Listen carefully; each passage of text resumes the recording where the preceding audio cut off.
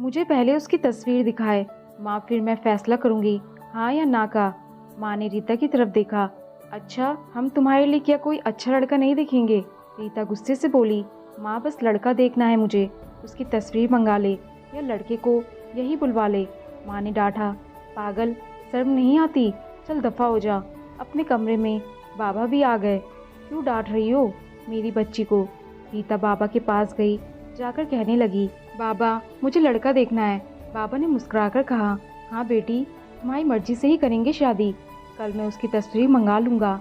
लड़के का अपना होटल है, पढ़ा लिखा है, प्यारा है, लेकिन रीता को तो लड़का देखना था। तस्वीर आ गई, देखा, लड़का तो प्यारा है।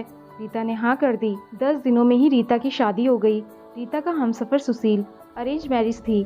ना कभी मुलाकात हुई, ना कभी कोई बात, कभी एक दूसरे को मिले भी नहीं। यह ऐसा पवित्र रिश्ता होता है, दो अजनबी एक जान हो जाते हैं, जो कभी जिंदगी में मिले भी ना हो, वह पल भर में एक दूसरे की जान बन जाते हैं। पहली रात थी। सुशील कमरे में आया, हाथ में आइसक्रीम पकड़ी हुई। रीता नजरें झुकाए बैठी थी। आइसक्रीम तो रीता की फेवरेट थी। सुशील ने नमस्ते किया, पास बैठ गया। सुशील थोड़ा सा शरारती भी था। आइसक्रीम खाते हुए बोला, जितने पैसे शादी पर खर्च किए, इतने ही काश मैं आइसक्रीम खा लेता। रीता का घूंघट उठाकर बोला, आप खाएंगी? पहले तो रीता ने शर्माते हुए मना कर दिया, फिर सुशील ने प्यार से कहा, खा ले, प्यार बढ़ेगा। रीता सारी आइसक्रीम खा गई। सुशील ने जब पूछा, आइसक्रीम कहाँ है, तो रीता मुस्कुराने लगी, मैं तो मैं खा गई। सुशील भी मुस्कुराने लगा, बहुत कंजूस हो आप तो, पहले कहती नहीं खानी और अब देखो सारी की सारी खा गई। हाय मेरे पैसे, 50 रुपए की थी। रीता सुशील को पहली ही रात इतना तो समझ गई थी कि सुशील दिल का बहुत अच्छा है। रात भर मोहब्बत भरी बातें होती रही। जिंदगी अपनी असल मंजिल की तरफ मुड़ गई थी। वक्त गुजरने लगा। रीता के भाई की शादी थी। रीता 4 महीने की प्रेग्नेंट भी थी। रीता ने सुशील से कहा, मुझे भाई की शादी में जाना है। सुशील ने रीता के पास बैठकर बोला, रीता, डॉक्टर ने आपको लंबी यात्रा करने से मना किया है, इसलिए मैं कोई रिस्क नहीं लेना चाहता। मैं नहीं इजाज़त दे सकता शादी में जाने की। रीता को बहुत गुस्सा आया। सुशील, आप पागल हो गए हो क्या?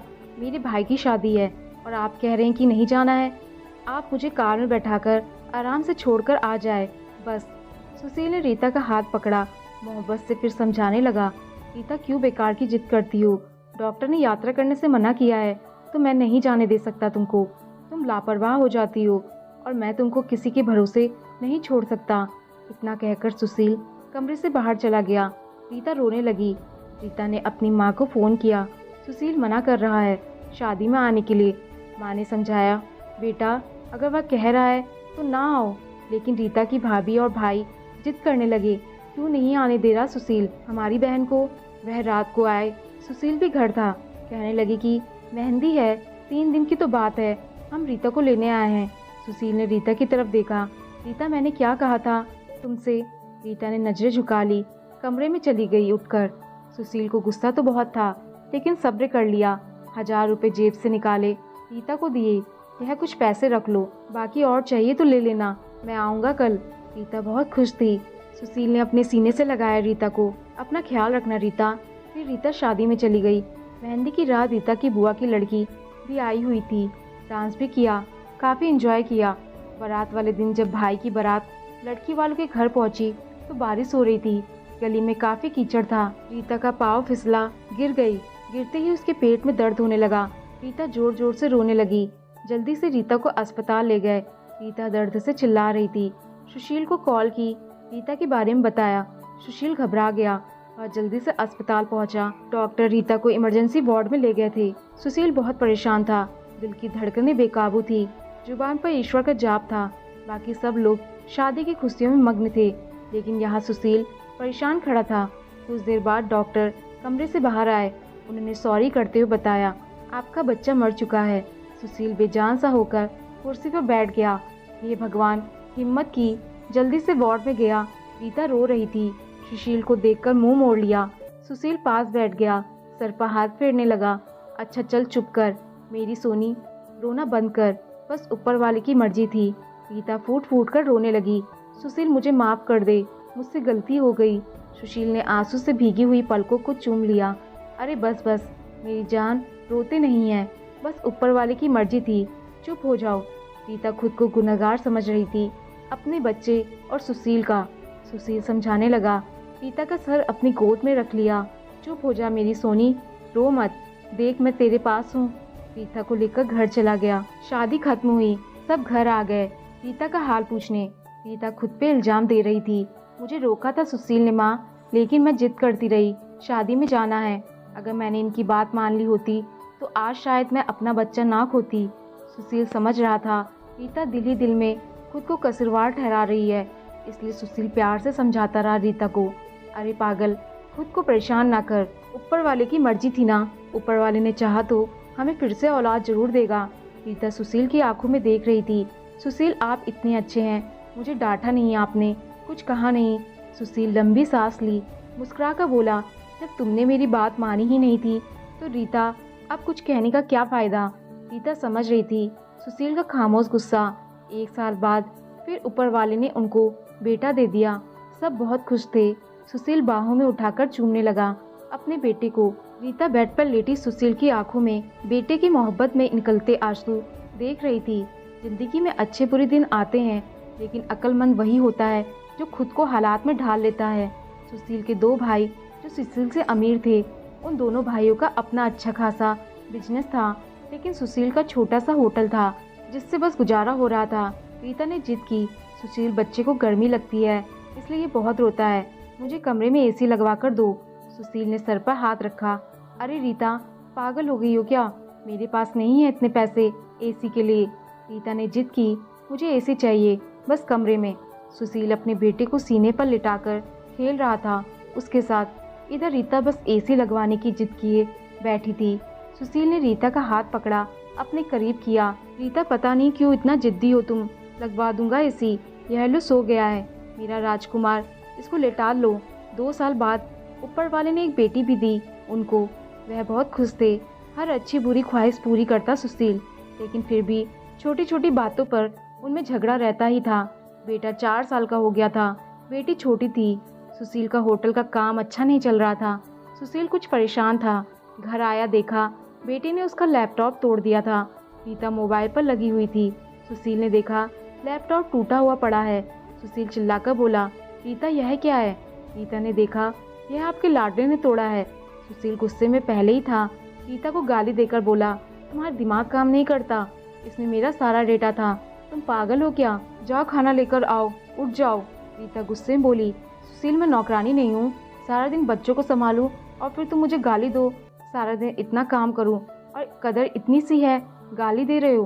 रीता खाना लेकर आई, बैगन बने हुए थे। सुशील ने बैगन देखे, चिल्लाकर बोला, तुम्हारा दिमाग खराब है, तुमको कितनी बार समझाया है, मैं बैगन नहीं खाता। सुशील ने खाना उठाकर फेंक दिया, उठकर बाहर चला गया। इतने में बेटे ने कांच का गिलास तोड़ दिया जो हाथ पर लग गया। काफी खून बहने लगा था हाथ से। रीता ने बेटे को एक एक 2 थप्पड़ लगा दिए। बहुत तंग आ गई हूँ मैं तुम बाप बेटे से। बेटे को तो उठाकर कमरे में ले गई। रो रही थी, साथ ही गुस्से में बोल रही थी, 5 साल हो गए हैं इस इंसान के साथ, मेरी कदर ही नहीं है। बेटे के जख्म पर मरहम लगाने लगी। इतने में बेटी भूख से रोने लगी। बेटी को गोद में उठाया। इस इंसान की ऐसी हरकतें रही तो गुजारा मुश्किल हो जाएगा। रात भर सुशील घर ना आया। रीता ने भी फ़ोन करके ना पूछा। रीता ने अपनी माँ को बताया, सुशील आजकल ना खर्चा दे रहा है, ना अच्छे से बात करता है, गालियाँ देता है। माँ ने बताया, अच्छा हम करते हैं बात उससे। सुशील को महसूस हुआ उसने अच्छा नहीं किया रीता के साथ। आज घर जाकर रीता को सॉरी करूँगा। घर आया, देखा घर में रीता के माँ बाप, चाचा सब आकर बैठे हुए थे। सुशील ने रीता की तरफ देखा। रीता खामोश रही, नमस्ते किया, उसके बाद बात शुरू हो गई। माँ चिल्लाकर बोली, क्यों बेटा, तुम खर्चा नहीं देते हो रीता को, क्यों गालियाँ देते हो। सुशील को बहुत गुस्सा आया। घर की बात थी, हम दोनों सुलझा लेते। सुशील ने गुस्से से कहा, इसको सब कुछ देता हूँ, यह बस तमाशा लगाना चाहती है। रीता भी गुस्सा थी, वह भी गुस्से में बोली, क्या देते हो महीने में, 10,000 देते हो, जिसका दोनों बच्चों का दूध भी पूरा नहीं होता। एहसान करते हो मुझ पर, तुम्हारे बच्चों का खर्चा करती हूँ।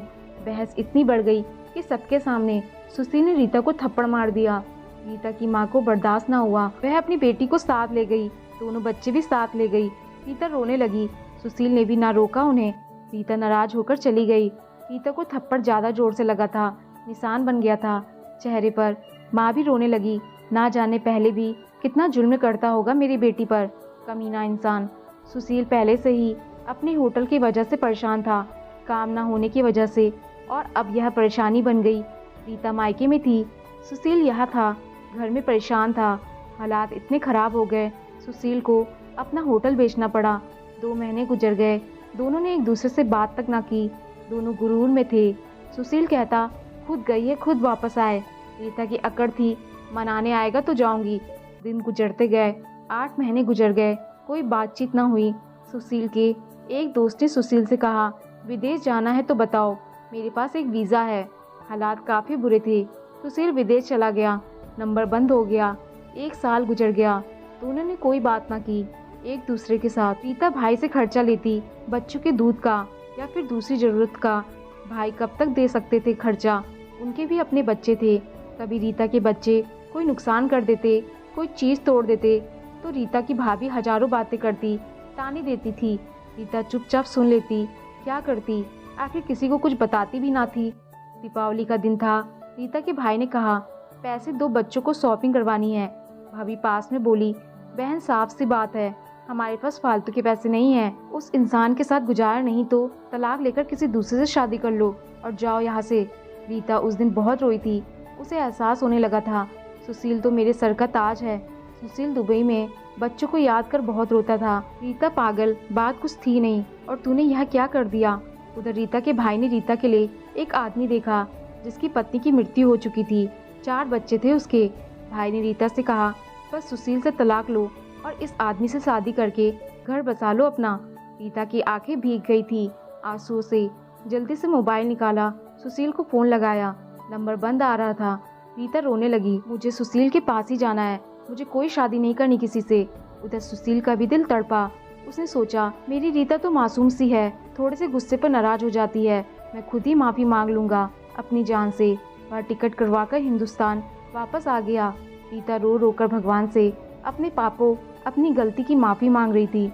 ए ऊपर वाले, मुझे माफ़ कर दे, मुझे मेरा सुशील वापस कर दे। रात भर रोती रही। सुबह वह बेटे को नाश्ता करवा रही थी कि दरवाजे की घंटी बजी। भाभी ने दरवाज़ा खोला, सामने देखा सुशील खड़ा था। रीता की नज़र पड़ी सुशील पर, हाथ से दूध का कप छूट गया। नंगे पाँव दौड़ते हुए जाकर सुशील के सीने से जा लगी, चीख चीख कर रोने लगी, सुशील बहुत प्यार करती हूँ तुमसे। सुशील के पाँव पकड़ लिए, माफ़ कर दो सुशील मुझे। सुशील ने रीता का माथा चूमा, आंसू साफ किए, तुम भी माफ़ कर दो मेरी जान, मैंने गुस्से में ज़्यादा बोल दिया था तुमको। बच्चों को सीने से लगाया, सुशील प्यार करने लगा। रीता भाई और भाभी की आंखों में आंखें डालकर गर्व से बोली, मेरा परमेश्वर, मेरा हमसफ़र मेरे पास, आप लोगों का बहुत बहुत धन्यवाद। वह सुशील के साथ घर वापस आ गई। दोनों खुशी से सब बातें भुलाकर जीने लगे। लेकिन वह इस समाज को इतना बता गए, जज्बात में जुदा हो जाना बहुत आसान है, लेकिन जुदा होकर जीना बहुत मुश्किल है। जो दर्द एक हमसफ़र महसूस कर सकता है, वह कोई और नहीं समझ सकता। तलाक लेकर ज़िंदगी बर्बाद ना करे, सब वक्त के साथ बदल जाता है। हाँ, अगर नहीं बदलता तो हमसफ़र। अगर कोई नाराज़ या घमंड में है तो जाओ मना लो, राजी कर लो एक दूसरे को, इससे पहले कि फिर देर हो जाए। अगर मेरी कहानी किसी एक के भी दिल में घर कर गई हो तो मेरा मकसद पूरा हो जाएगा। आजकल छोटी छोटी बातों पर घर उजड़ रहे हैं, अगर थोड़ी बर्दाश्त कर ले तो ऐसे घर ना उजड़े। दोस्तों, आपको कहानी पसंद आई हो तो लाइक, शेयर और कमेंट जरूर करें, और चैनल पर नए आए हैं तो चैनल को सब्सक्राइब करना ना भूलें। धन्यवाद।